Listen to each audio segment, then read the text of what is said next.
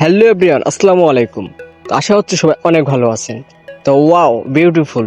তো আমাদের রেস্টুরেন্টের পিছনের অংশ, তো এটা কিন্তু আমাদের পূর্ণভবা নদী।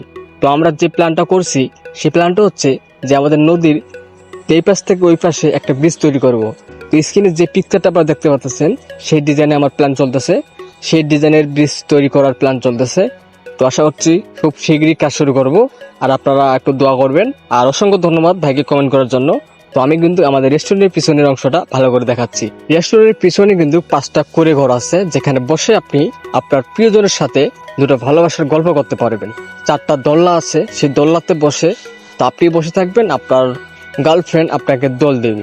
তো অনেক সুন্দর একটা ভিউ পাবেন, কারণ সামনেই আছে পূর্ণভবা নদী। মানে সেখানে বসে আপনি কক্সবাজারের ফিল্ডে নিতে পারবেন। তো অবশ্যই দেরি না করে চলে আসেন আপনার প্রিয়জনকে এবং কি গার্লফ্রেন্ডকে নিয়ে আমাদের রেস্টুরেন্টে। তো আমাদের রেস্টুরেন্টের নাম কিন্তু চেঞ্জ করা হয়েছে। বর্তমান যে নামটা আছে শ্বশুরবাড়ি রেস্টুরেন্ট, শ্বশুরবাড়ি রিসোর্ট অ্যান্ড রেস্টুরেন্ট।